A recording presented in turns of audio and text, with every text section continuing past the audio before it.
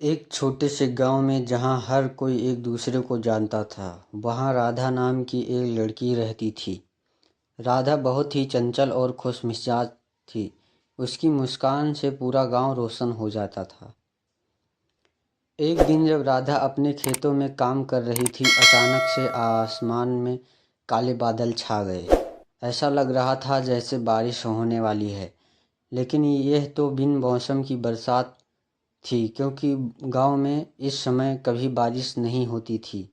राधा ने सोचा कि बारिश से पहले घर लौट जाना चाहिए, लेकिन तभी उसी खेत के किनारे एक बुजुर्ग आदमी बैठा हुआ दिखा। वह आदमी बहुत ही उदास और थका हुआ लग रहा था। राधा उसके पास गई और पूछा, दादा, आप यहाँ इस हाल में क्यों बैठे हैं? उस आदमी ने भारी आवाज़ में कहा, बेटी, मैं इस गांव का नहीं हूँ। मैं यहाँ से गुजर रहा था और अचानक मुझे कमज़ोरी महसूस हुई। बारिश से पहले मैं कहीं छाँव में बैठना चाहता था। राधा ने तुरंत अपनी चादर उतार कर उसे ओढ़ा दी और कहा, दादा, आप मेरे साथ चलिए।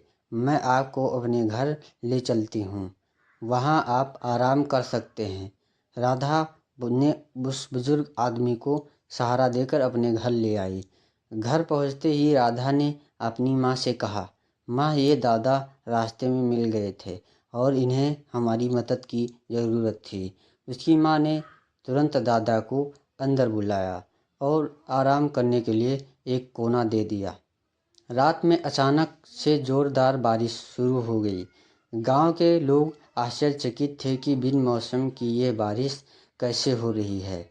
पर राधा और उसकी माँ के दिल में एक अजीब सी शांति थी। उन्होंने महसूस किया कि शायद ये बारिश उस बुजुर्ग की दुआओं का परिणाम है। सुबह होते ही जब बुजुर्ग आदमी ने अपनी आंखें खोली तो उसने खुद को स्वस्थ और ताज़ा महसूस किया। उसने राधा और उसकी माँ को धन्यवाद दिया और कहा, बेटी, तुम्हारी दया और मदद ने मुझे नया जीवन दिया। ईश्वर तुम्हें हमेशा खुश रखे। गांव में इस बिन मौसम की बारिश की कहानी आज भी सुनाई जाती है और राधा की दया और मदद की मिसाल दी जाती है। ये कहानी सिखाती है कि दया और सहायता कभी व्यर्थ नहीं जाती और ईश्वर हमेशा ऐसे लोगों का साथ देता है।